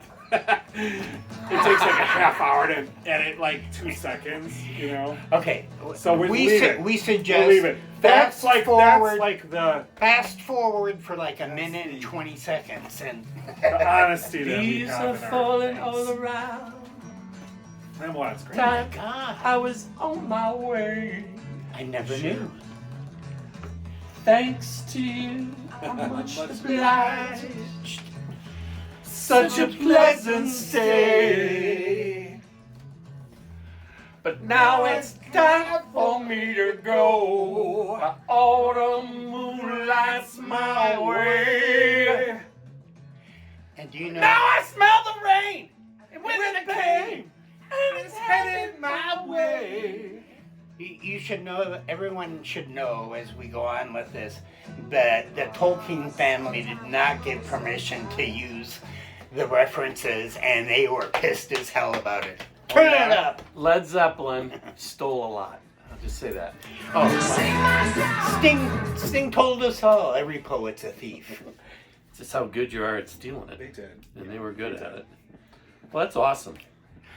All right. So yeah, awesome. very, you know, and what I like about Ramble On is that it's both an anthem and a story. It's like, you know, most anthems are just one theme over and over again, and Pete escapes that a couple times, and it's hard not to. You want that kind of holistic, like, you know, this music pumps me up and makes me motivated, but Yeah. Yeah. Great. this Great album. there are so many songs on this album, and every one of them, I mean, and really, now that I just said it out loud, it's like it's really motivating music. It does not rest on musical delicacy and fidelity. It is like No, driving. It's very driving. Yes. And it's I like, think that's why a wake lot the of people fuck were up. upset about Zeppelin 3. Right. Because Zeppelin 2 was like so cohesive and so in your face. Yeah, it was and hard just, driving. You Hard. know, and Zeppelin 3 was like so eclectic and everything. I think that's why a lot of people didn't really like that when it first came out, you know, because it broke the formula, you know. Yeah, U2's done that a few times. Oh yeah, and all And you have to all eventually. good groups do that. Yeah, the Beatles right. changed every album, and yeah, U2 was another good example of that. All right, I'm So just what are going your to give top you. four? I'll give you my top 4. All right, number 4, What Is and What Should Never Be. Okay. Number 3, Ramble On. Number 2, Bring It On Home. Number 1, Whole Lot of Love. Wow, Heartbreaker not even in your top 4. No. Wow. I love it's a great song. It's hard to choose. I mean, you know? it's like I know. picking between You know, your kids. You're right. I love the You're Lemon right. song too. And, Yeah. you know, 4 for me was Ramble Need a On. beer and- yes, please, thanks. 3 was What was number 4? Ramble On. Okay. This one. 3 was Whole Lot of Love. 2 is Heartbreaker. Mhm. Just love that solo. And my number 1 is Bring It On Home. Bring It On Home. I'm glad. You gotta play because it. I am. I'm Play going it. to. I am. It's in Low. the, I don't. it's in the fridge in the. It takes a little, the first Catch minute or up on so, you gotta kind of go through this part, right? But that, it builds. It does. I have to play the Yes. 2 minutes. I know. It builds. Please I love listen this to me song. an hour or two, please. Just listen to me an hour or two. That's all. Just stay with us, please. Please. But we have to play this. This is for like full entertainment. I remember like when I was like in my late 20s and I was like making mixtapes so I could listen to in my car and bring it on home. I would always put it on there because it's like, it's so like when it kicks in. Yeah. Like First minute and a half is your blues, harmonica, right? And then it It's just so cool that your dryer or washer has a sunroof.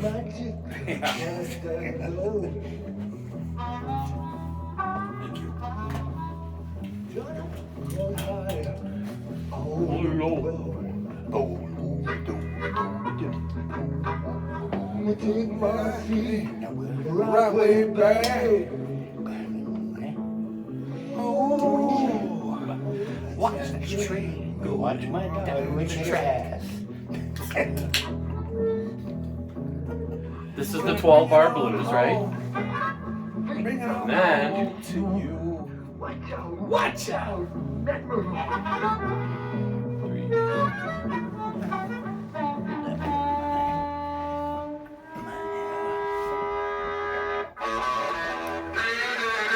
Oh yeah. Awesome. This is like when Chevy Chase plugs in his Christmas lights and Christmas Vacation. I know. Yeah. That's when they keep turning on the light in the garage, and then he thinks he's doing it right. Oh, It's like really? they turn the light on, and then like the neighbors is Louis what's her name? Dreyfus, Julie Louis Dreyfus and her boyfriend are like making out, and then all of a sudden they turn the light off and their lights go off. Oh, really? It's like they get like it's pretty I funny. don't really know that movie. All right, well This that's is a great song. great Ending album. to this album. Awesome. All right, well, how do I beat you two? And I don't mean the band. That's a U2. personal You question. know, I should- Presence is a very interesting album. Yes, but can we grab this out? Do you have presents here? I don't have the. Presence is not I don't present. have the record of Presence. I have a cassette tape, That'll work. and I have. Does it have the picture? Yes. Good, and I 'cause I'll talk have about the CD. Yes. it? Yes. If I can find it. Here it is. Okay. So Presence is my album. It's the 7th album. Came out in 1976. March 31st, 1976. And it achieved triple platinum, believe it or not. And the reason why it did is because, is this the 2015 release? Or is this the... No, this is from like 1993 or something like that. This is the box set. This is the Okay. It's called Complete Studio Recordings. Yeah, so I was showing you Houses of the Holy, but it's actually this one. This is Presence.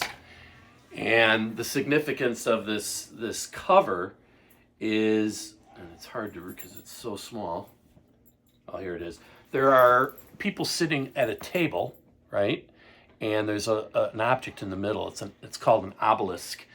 And none of the members are on this album. Everybody knew who Led Zeppelin was. They didn't really even care.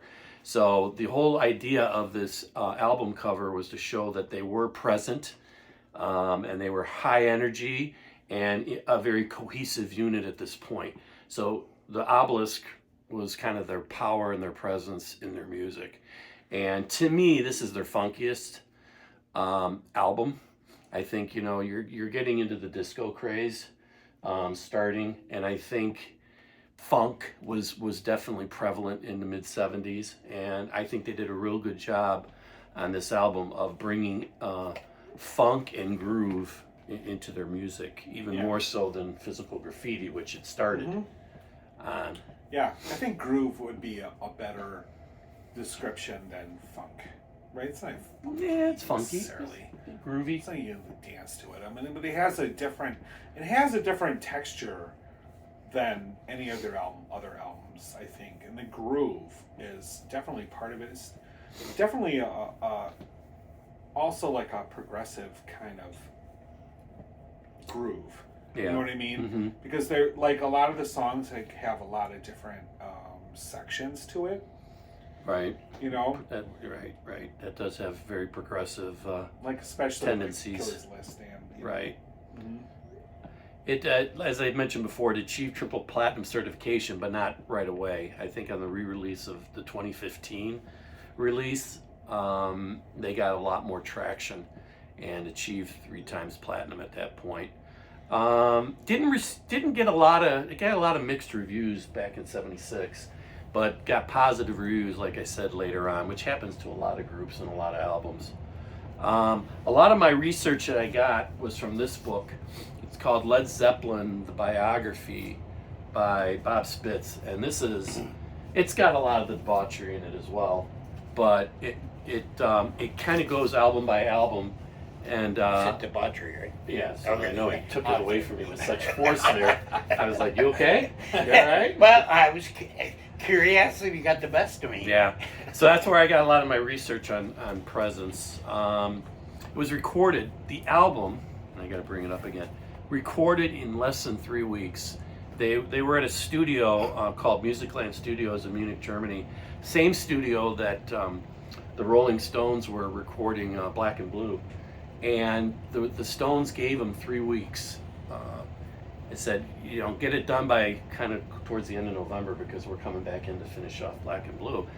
And so the first week, Zeppelin did nothing. I think Jimmy was comatose. He was drugs. Drug addled. He was, and Robert Plant was hurt at the time because he was in a car accident in August of '75. Was it August? Yeah, I think it was August. And so he was in a wheelchair. So you got Jimmy strung out for a week. Robert's in a wheelchair. The other two aren't even in the studio. So the first week, not much is going on. The second week, all of a sudden, Jimmy comes out of his room, and he's in the studio. And the engineer said, "Okay, he's in the studio. Everybody get in the studio." And they whipped out this album in like literally 2.5 weeks. This album. You're welcome. Which is amazing. I think Led Zeppelin 1 was the one that was recorded in less time than this album. And apparently they worked like 18 hours a day to get it done. And they were just about done, and the Stones came back on the 21st and said, "Okay, we gotta leave. We gotta finish this off." Jimmy said, "Can you just give me 2 more days? I will get it done." And he did. He got the finishing touches, and they got all the masters. And there's a talk of, there was some guy, I don't know what his name was, Abe something, and he had the masters. And he took it from Germany back to, I don't know if it was back to England, but apparently the airline wanted to take the masters and put it in, they wanted to load the baggage underneath. Okay. And he's like, no, I have to do it. Baggage underneath, but it's pretty funny, Yeah. I mean, think about it. Think about the revenue that master Right. ultimately generated. Yeah.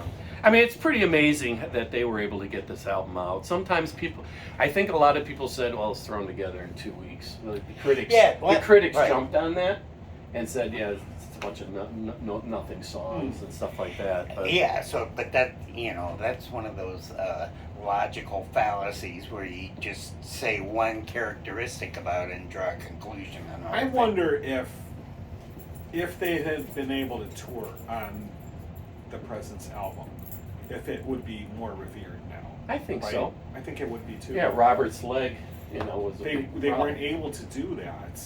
They did the '77 tour, with no album, but that was quite a long way after Presence had come out. I think if they had promoted Presence with a tour, I think it would have been a lot more revered now than it is. And was that more on management or on the Well, performer side? Because Plant was injured and he Oh, wasn't well, able okay. to. He was in a wheelchair. Get out there, you So Pete. they weren't able to properly promote it, and part of the reason that they put out the Song Remains the Same movie was because of that fact. That As a Plant revenue wasn't generator? able. Yeah, because Plant wasn't able to tour on it, Right. so Yeah, they they put had out to the cancel that concert tour. dates, What was so- the injury? He was in a car accident. Yeah, But it was his Achilles. Believe it or not, Achilles. it's his Achilles, his ankle. Oh, Okay. Which is what I'm going to get into. But Okay. yeah. But and his wife was seriously injured, but she ended up being fine. So the singles from Presence were Candy Store Rock and Royal Orleans, and they were released in June of '76. The reviews were mixed. All Music gave it 3 out of 5. Believe it or not, Christgau, we always make fun of Robert Christgau, the critic, because he's such a critic, literal critic. Gave it a B, which is, I would thought he would have given it a D, just because of who he is. But then when they re-released the 2015, they got huge, great reviews. I mean, 4 out of 5, 7.6. Technically, that was bigotry, wasn't it? Labeling someone in. Sorry, go ahead. But anyway, so like I said, it was 3 times platinum, but that is overtime. So here are my picks. Number 4 is Nobody's Fault But Mine, and I will find it here. It is the 4th song, and I'm having a hard time with your. Oh, here we go. It is. It With just the volume? no. It just takes a little while. This is kind of right in the middle of it, but it's very vampy, very repetitive. Like this is the beginning of it. Really, that's the beginning, right? That's the riff. I love this song. So that's my number 4. They played this on the 77 tour. I don't really have any stories on this. I tried to find some information on why this song was the way it was, but it could be, there's a lot of theories in the book. In this book, in Bob Spitz's books, it was theories about, Jimmy's heroin addiction, Nobody's Fault But Jimmy's, or it was Robert's car crash, which it's, Robert felt, maybe responsible for breaking up the tour back then. Jimmy's deal with the devil back in the day. So there's, there's no real tried and true story about it, but I totally trust it'll come back to you. but it's very repetitive. Yeah. No. Okay. Everything good here? We're negotiating a multi-corporation, All right. and the time zone didn't change. Yeah. All right, my number 3 is Royal Orleans. That's my number 3. Let's put that on. Wait. New what Orleans? Royal. Royal? So New Orleans was like the.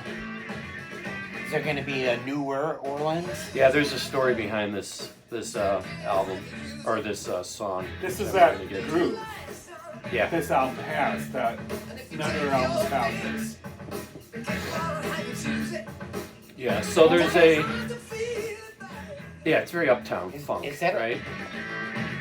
Kind of like the crunch, Yeah, it is like yeah. House of the Holy. What is it? Yeah, that where the drum is kind of synchronized instead of like, most things Syncopated, are like you mean? It's like independent. syncopated, Syncopated, yeah.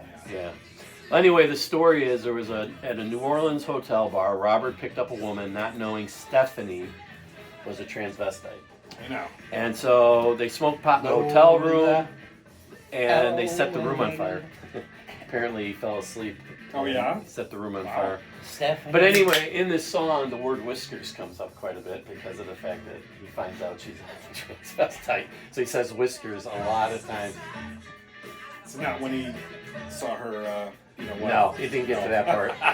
Apparently he fell asleep and set the place on fire. So Or so he had me believe.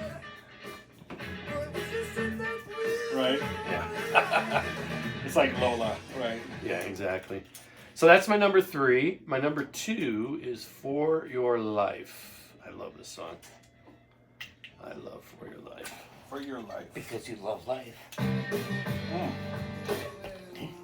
Our songs from this album are very different. Again, a very cool groove in the rhythm. Yes. This is another song that Led Zeppelin never played live until the tribute to Ahmet Ertegun in 2007. They never played this That's song. cool. Jason Bonham, the son of John Bonham, sat in the drums with Page, Plant, and John Paul Jones when this was played in 07. Was that the O2 Arena or Yeah. Celebration Day? Or no? Yes. Celebration Day.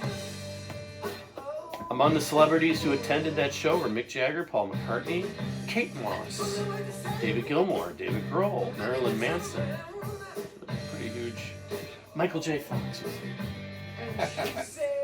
Liam Gallagher and his brother Noel were there. Yeah. Not sure what this song is about, really. Maybe about Jimmy's tailspin and drugs. You know, What is this song? For Your Life. What is that? What's that? What did you say? Tailspin indoor. Yeah, that. What? Drugs. Yeah, that. Oh. So they're bad. So that's a great song. And so you know my number 1 This is. has that syncopated. Yeah, right. It's like this. It's that's- fun. Other than Killer's Last Stand, which is definitely not, and Nobody's Fault But Mine, which is kind of a traditional kind of blues type song. I mean, the rest of this album is very much like this, Right. syncopated, like, which is very different from It's not any of their common in other rock. albums, you know. Yeah, but they're always trying to change. They're Yeah. always trying to come up with something different. Mhm. And I mean, they he certainly would. did. I don't remember the specific example because I'm not a musician, but I mean, he would do like random, use things like random thinking about something just to like open up a different avenue and see why don't I like this. I mean, he really studied his own reactions to. Well, he knew his music. Oh yeah, I think Bonham's drumming is really it's awesome. is His kid drumming was incredibly awesome. evident on this album, like his prowess or whatever. I mean, just it just shines. I guess is the best way to say that on this album. Mm-hmm. Yeah, that's my number 3, or my number 2. Sorry, that's my number 2, and of course my number 1 is Achilles' Last Stand. So I actually went. Those are the top 4 songs. I actually went from 4, 3, 2, 1 on mine. I Those did are- too. Or actually, I just kind of asked him which one I had. Yeah. We're not quite sure if you. If that was I mine have or in yours. order. I mean, Yeah. I got the songs right. Right. It's a very driving song. It sounds like Heart, It does. Yeah. You're right. Barracuda. Yeah, Barracuda. This came out first. Hey, Uh, who was it? Who sings that? Annie something? this could The be lead about singer Robert. of Heart? This is probably about Robert. Jim Wilson. Yeah, that was something. This is probably about Robert and his travels to Morocco, like the Middle East and stuff like that, and North Africa. But it's a little play on words too, because he did break his Achilles, and so this could be him kind of mixing myth Yeah, I mean, and his right, his, because like- he's so close to Greece. So Was those are my Achilles 4. a god or something? Yeah, the river. Well, there is a God story. of about injury. Well, Achilles. Yeah. Greek mythology. According to myth, Achilles was dipped in the river Styx to make him immortal. His mother held him by the heel, however, leaving it vulnerable. So Paris, whoever Paris is, killed him in the Trojan War by hitting him in the heel with an arrow. Because the heel did not have the bulletproof water. Exactly. All right, my number 4 from Presidents are number 4, T for One. Mhm. Number 3, Hot Sun for Nowhere. Wow. Okay. 2, Good. Nobody's Fault But Mine. Number 1, Achilles' Last Stand. There you go. Yeah. Cool. Yeah, it's a great album. Yeah. I didn't get this one until much later. I got this one when I was in high school, and I had already had all the other Zeppelin albums by this time. And I remember I bought this cassette tape like in some random record store, and it was like a real cheap cassette. I mean, it was like a value priced cassette or something like that. You know what I mean? Melted. Is that it? No, I mean, because it was just like I'm not sure why, but it was like a cheap. I mean, it was the regular cassette, but it was just like low priced, you know. And maybe that Bread, kind of maybe? maybe that kind of Kinda goes did, yeah. along with the fact that it wasn't well received when it first came out. You know, maybe they were just trying to generate sales. I'm not sure why, but it was like not the normal price of a cassette at that time. You know, it was lower priced. So it was Yeah. a great album, and a great cover. And in the inner I wish I had the album. The inner sleeve. The inner sleeve has also other pictures with the obelisk. It won. It You was know. nominated for a Grammy in '77. Was the, it? The Hypnosis or whatever the guy's. Yeah. I can't remember his name. They did. Thorson. Storm Yeah. Thorson or whatever. Yeah. He did all the Pink Floyd albums. Right. Yeah, it's just always like very what's the word? I wonder if that's why they put these CDs. See the 2 kids on the Houses of Holy, the naked kids. Mm-hmm. Well, that the woman is the girl is in the inner sleeve on the '76 one too. I think. I don't know what her name is. Oh, really? The kid is Oh, I on didn't the know inner that. sleeve of They that. gave her credit. That's cool. I don't know, but it was nominated. Yeah, for a Grammy. Very cool. So that is mine, and that is Led Zeppelin, folks. I have personal. You got personal. Personal. So my cousins, and I've talked about my cousins on various podcasts that we've done, but the Buchanans, Dan, Tim, and Todd, were my mom's nephews, my cousins, and they're just older than me by 10 years, 8 years, 6 years, something like that. And they were a huge influence on my musical tastes, along with my dad. So it's like the Buchanans and then my dad, right? And so the Buchanans were like Zeppelin, Ted Nugent, Aerosmith, basically those 3 bands, I would guess. And my cousin Tim, his room, he had the most awesome room this is like his bedroom in Frankfort, Illinois. And this is I'm talking about 1977, 78, something like that. And it was painted orange, all the walls were orange. And every single poster in his bedroom was a Led Zeppelin poster. And he had The same one. yeah, and he had his turntable on chains from the ceiling. They were hanging from the ceiling. Was there a mirror under Yeah. the... So cool. So cool. And he just every Zeppelin poster, I wish that I had those posters. And I remember a little newspaper article headline that says Led Zepp rules, okay? You know, and just amazing. I was just every time that, because my mom and my Aunt Karen were super close, and we're super close, and so we were always over at their house and all the time, and I was just it was like a museum almost, me just being in Tim's room and just being oh my God, this is so cool, you know. And so it's a huge influence on me personally. That's Thanks about for it. sharing. That's about it. I think that's the and they got me into Zeppelin, and you know, I think they really enjoyed their little cousin being so influenced by them, you know, and all that stuff. So my 10th birthday, In 1980, I got Zeppelin 2 and Zeppelin 3 for my birthday from my parents. And, I was off and running, at that point. So, When I bought In Through the Outdoor, and I had done it basically probably by reading, seeing Rolling Stone magazine and stuff, and hearing and people talking about it and whatever. So that curiosity, I picked that album up, and it's like I didn't know what to do with it. I was like, this is different than anything I've heard.